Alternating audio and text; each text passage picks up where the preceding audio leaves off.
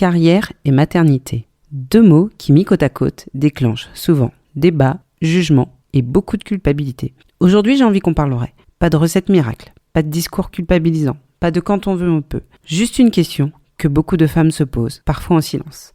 Peut-on vraiment s'épanouir professionnellement et être une mère présente ? Si le sujet t'intéresse, alors écoute l'épisode du jour. Bienvenue dans Femmes 360, le podcast des femmes qui vivent à fond.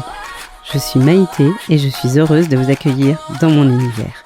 Ici, on explore toutes les dimensions de la vie féminine, corps, carrière, maternité, bien-être, émotion et liberté. Parce qu'être femme, c'est tout sauf linéaire, c'est puissant, vibrant et multiple. En 2026, même avec les discours modernes qu'on a aujourd'hui, il y a encore des attentes qui restent profondément genrées. Vous voyez, l'idée d'être une bonne mère, ce serait être disponible, savoir prioriser sa famille, mettre quand même sa carrière entre parenthèses et surtout ne pas trop se plaindre. Et à contrario, être une femme ambitieuse, ce serait ne pas trop montrer qu'on a des enfants à côté, être performante coûte que coûte, ne pas demander d'aménagement à son travail et surtout prouver 2 fois plus que les hommes.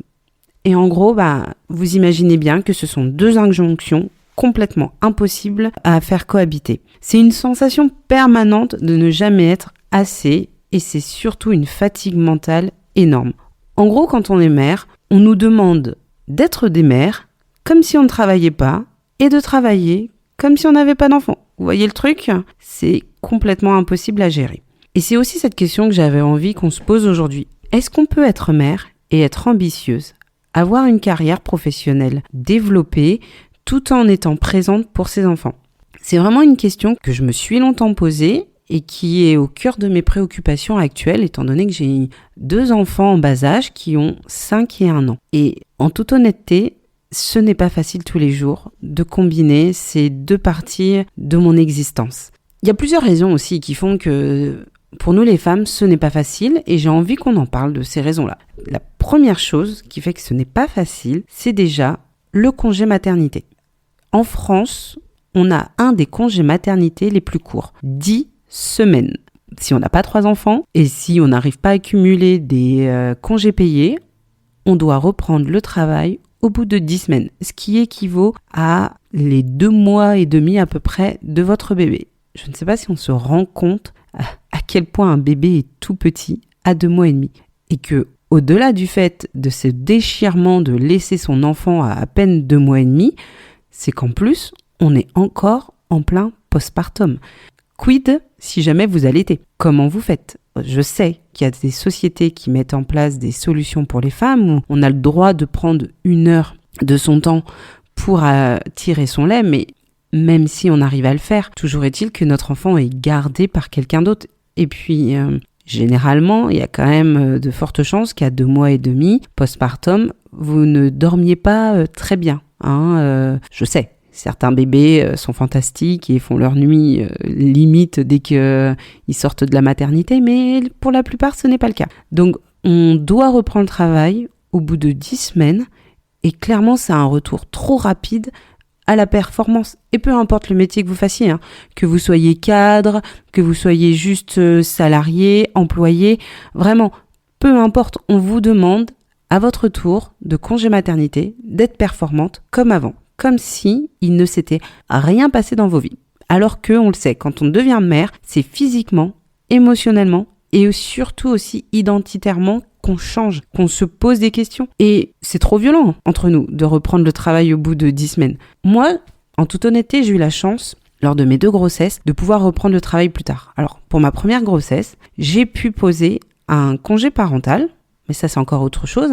Tout le monde ne peut pas se permettre de prendre un congé parental parce que, je le rappelle, quand on prend un congé parental, on gagne à peine 400 € par mois. Donc, il faut pouvoir subvenir à ses besoins avec si peu d'argent ou avoir un conjoint ou une conjointe qui gagne suffisamment pour faire vivre la famille pendant le temps du congé parental. Et lors de ma deuxième grossesse, comme on avait plus de 3 enfants à la maison, j'ai eu 16 semaines de congé maternité. Et ensuite, j'ai pu poser tous mes congés payés, ce qui fait que j'ai repris le travail aux 8 mois de ma fille. Et Franchement, j'ai totalement conscience de la chance que j'ai eue.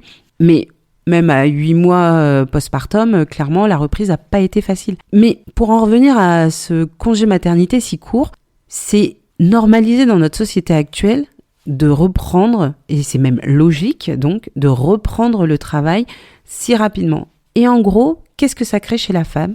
Une fatigue chronique, la culpabilité x10 de laisser son enfant si petit à d'autres personnes, et puis aussi une pression au niveau du travail, de se dire il faut réussir à, entre guillemets, rattraper le retard et à être performante comme avant. Et ça pose du coup une autre question qui est aussi ce choix invisible imposé aux femmes. Je m'explique.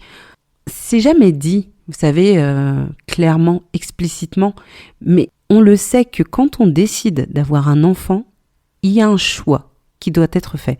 En gros, c'est soit tu continues à investir pleinement dans ta carrière, et dans ce cas-là, soit tu ne fais pas d'enfant, ou tu sais que tu ne seras pas vraiment une mère présente, soit tu fais passer ta famille avant tout. Et il y a certaines femmes, et de plus en plus de nos jours, et qui font ce choix consciemment. Mais là aussi, c'est triste finalement de se dire qu'on doit faire un choix. On doit choisir entre sa carrière et sa vie de famille. Voilà, certaines femmes font ce choix, elles décident, et parfois, ce choix ne vient pas de nous, il nous est imposé. Je vais vous raconter quelque chose de personnel qui m'est arrivé. Quand en 2024, j'ai appris que j'étais enceinte de ma deuxième fille, j'ai dû renoncer à une place dans un programme de développement interne au sein de mon entreprise. J'avais postulé pour avoir une place dans un programme hyper stratégique qui m'aurait permis de faire un bond dans ma carrière et de m'élever et d'avoir des postes, en tout cas un poste beaucoup plus important. C'était un programme qui devait durer quasiment 1 an avec des déplacements et puis aussi beaucoup d'investissements. Et quand j'ai appris que j'étais enceinte, j'ai su que je ne pouvais pas participer à ce programme. Et puis après, on me l'a dit aussi clairement, mais ça a été une décision que je savais, malgré moi. Je savais que je ne pourrais pas le faire. Malgré tout, j'en avais tellement envie, vraiment, et je me suis même dit à un moment donné, mais tu peux cumuler, Maïté. Donc quand j'ai su que j'étais enceinte, le programme allait commencer 2 ou 3 mois après, et donc j'allais être au cours de mon 2e trimestre, donc je m'étais dit que j'aurais pu faire ce programme une partie de ma grossesse, et puis qu'après, quand j'aurais repris le travail, j'aurais pu essayer de continuer, ou peut-être qu'on aurait pu essayer de m'aménager de m'aménager des plages un peu particulières. Mais on m'a clairement fait comprendre que c'était mort pour moi en fait. Et c'était même pas méchant quand on me l'a dit, c'est juste que ça a été naturel. Quand j'ai dit que j'étais enceinte, on m'a dit du coup c'est mort pour le programme. Et j'ai dit oui. Et j'ai dit oui parce que je le savais en fait, que malgré moi, en décidant d'être enceinte et en décidant de faire un autre enfant, je me fermais des portes. Et on a beau me dire oui mais c'est pas le cas et tout, si en fait, je me suis intentionnellement fermé des portes en ayant ma 2e fille. C'est à la fois subtil et violent aussi de se dire qu'il faut faire un choix. Il faut faire un choix entre être mère ou avoir une carrière. Et j'ai dû faire ce choix. Aujourd'hui, j'ai repris le travail. J'ai repris, comme je l'ai dit tout à l'heure, au bout de 8 mois postpartum. J'étais absente pendant quasiment 1 an. Et même si j'ai réintégré ma place, j'ai retrouvé mon équipe, j'ai retrouvé aussi mes missions. Et clairement, j'ai la chance de ne pas avoir été mise entre guillemets au placard, en tout cas de faire partie d'une société très bienveillante. Mais aujourd'hui, je dois faire des choix, je dois parfois faire passer ma carrière en second plan pour mes enfants. Et c'est normal pour moi, c'est normal parce que mes filles, ce sont ma vie.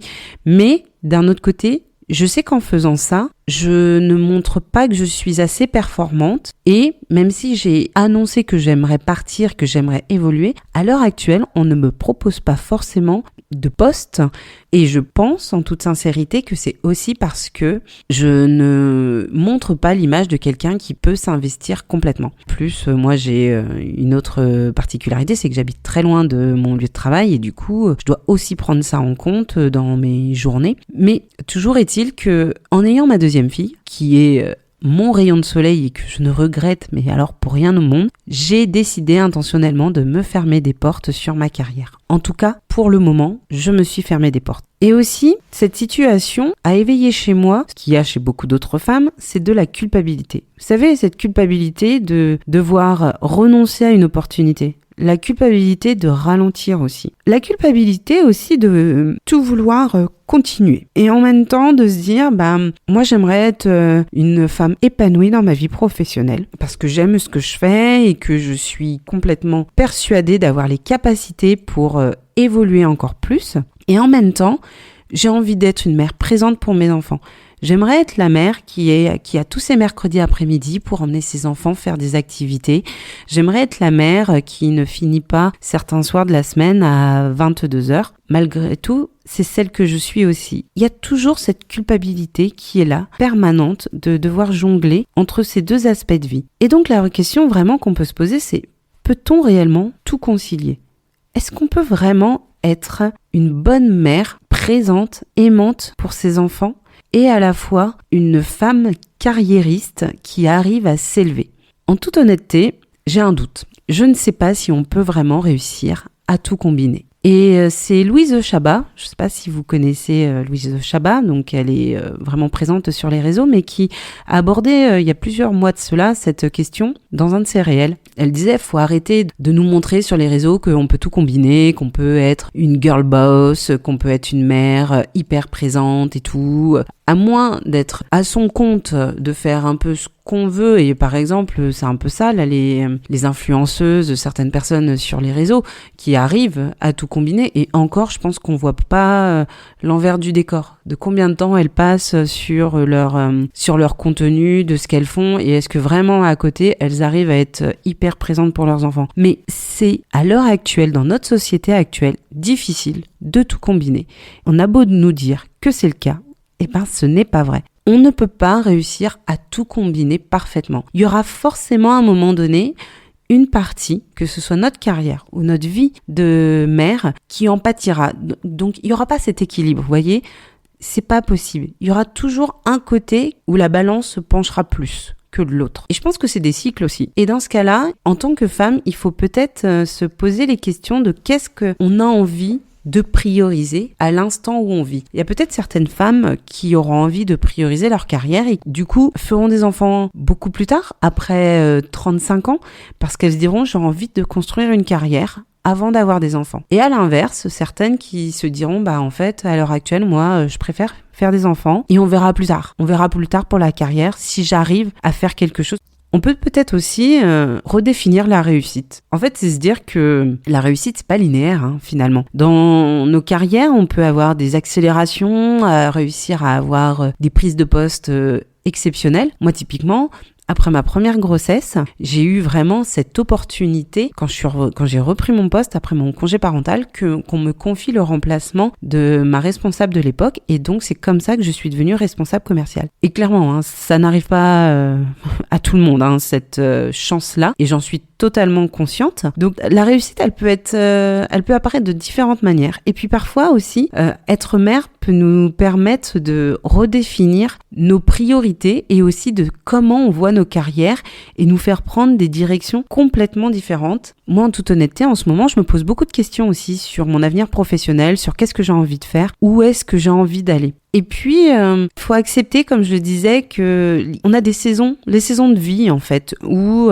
l'équilibre se redessinera, où la carrière prendra plus de place, et puis après, ce sera la famille. Et en plus, je trouve qu'on a une chance dans notre société actuelle, c'est que aucun choix n'est définitif. On n'est plus comme nos mères d'avant où clairement on entrait dans une société et on y restait pour les 30, 40 prochaines années, voire même jusqu'à sa retraite. Aujourd'hui, on peut facilement avoir 1001 métiers, 1001 carrières différentes et ça, je trouve que c'est une réelle opportunité pour nous les femmes. Et peut-être que l'arrivée d'un enfant peut refaire basculer les lignes et se dire que si on renonce aujourd'hui, ça ne veut pas dire qu'on renonce pour toujours. Un non maintenant peut devenir un oui pour plus tard. Ça, je vous le répète. Un non maintenant peut devenir un oui pour plus plus tard. Et c'est un peu ça que j'ai envie qu'on garde en tête et que moi aussi que j'ai accepté de me dire peut-être que si je n'ai pas fait ce programme de développement interne, c'était pour une raison, c'était pour réussir à trouver une autre voie, que c'était pas ce que je devais faire à cet instant-là. Même si sur le coup ça m'a paru comme être un véritable renoncement, finalement ce n'était pas le cas. Je sais qu'il y a encore de belles choses qui m'attendent et ce n'est pas qu'on ne peut pas concilier carrière et maternité. C'est juste que ça peut être conciliable, mais il y aura forcément un côté qui prendra un peu plus le pas que l'autre.